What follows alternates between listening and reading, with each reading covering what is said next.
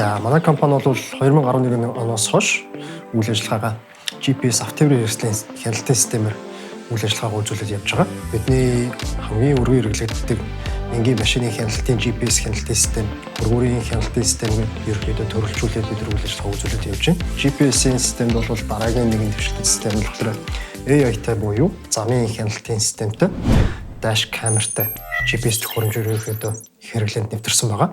За тэгэхээр бидний GPS хяналтын систем болохоор энгийн хяналтын систем, давхар түвш мэдрэгчтэй, хөргүүрийн агуулгын температур хяналттай, давхар нэмэх нь камертай хяналтын систем буюу жолоочийг алсаас хянах, давхар кабин дотор юу болж байгаа, замын урд юу болж байгаа, машины хойно амбарт гэх мэтлэн 5 хүртэлх камерын сонголттойгоор машиныг хянах боломжтой болж ирсэн байгаа.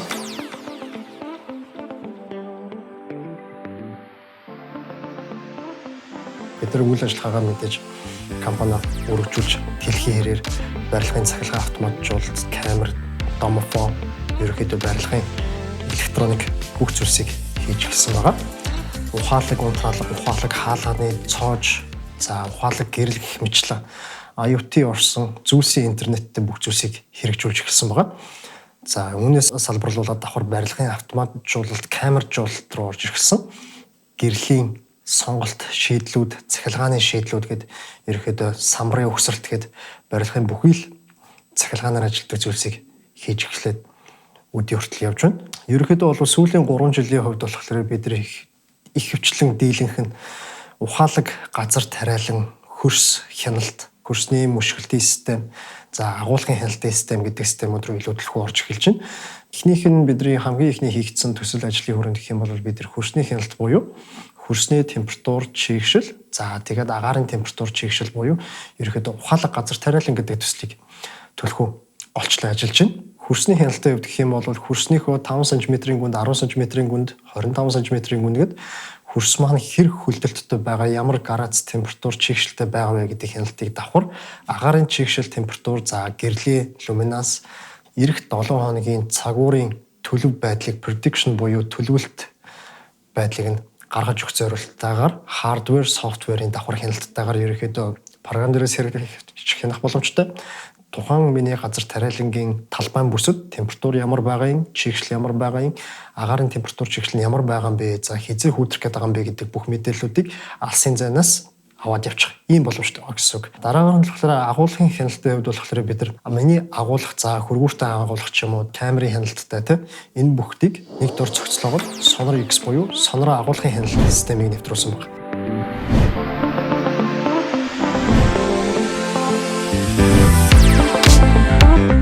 За манай энэ сэтгэлээр лаборатори руу байрладаг байгаа.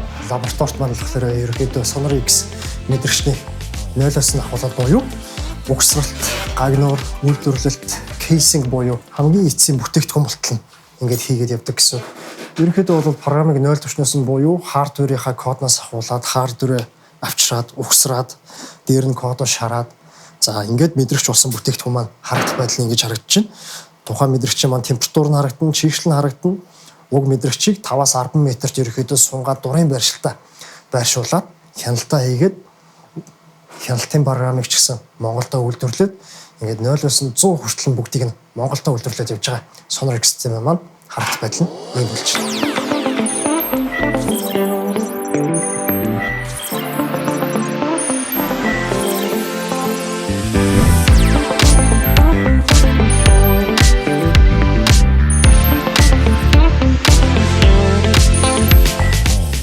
Хөргүүртэй агуулга, за тэгээд төрөл бүрийн агуулгуудыг ерөг төлхөө ашиглаж эхэлж байна.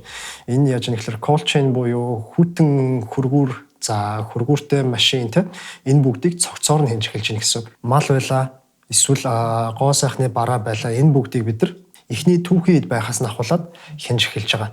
Энийг бид нар яаж хянж байгаа вэ гэхээр түүхийн үед байх үедээ тухайн түүхийн үед маань ямар грамжинтэй, хаанаас гарал үүслэн тодорхой те хөрсөнд байхдаа тухайн тариа буудаа маань хэдэн температурт ургаж исэн, ямар чигшилт ургаж исэн энэ бүгдийг нь бүртгээд авчиж гэсэн үндсэн хөрсний системээр. За дараагаар нь болохоор тухайн түүхийд маань агуулгах савнд боловсруулагдаад орох үед нь агуулгын хяналтаа хийгээд за тухайн сило ч юм уу те агуулгах савндаа тухайн түүхийд маань хэдийн хэмжээтэй байсан те агуулгах силоныхаа 30% байсан юм уу 70% байсан юм уу энэ бүгдийг нь бүртгээд авчиж байна. За үүнээсээ бол болоод цаашаага бүтээгдэхүүн маань дараагийн боловсруулах үйлдвэрлэл рүү явах үед нь машинаар хянагдана. Машин дотор температурын мэдрэгчтэй давхар тухайн машиныхаа түншийг нь хянаад явна.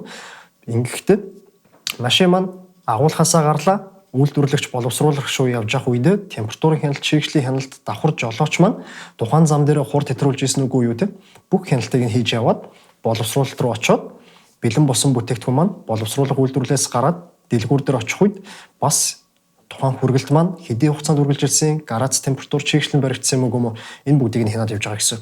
Хамгийн сүүлд худалдаа авалт хийдэг дэлгүүрийн лагуун дээр ирэх хүртлээр тухайн бараа бүтээгдэхүүн маань чийгчл температурын хяналт яг агуулгын гормыг барьж явж исэн юм уу гэдэг тэр бүх мэдээллүүдийг маань ингээд цогцоор нь бүртгээд мэдээлэлд явж гин гэсэн үг.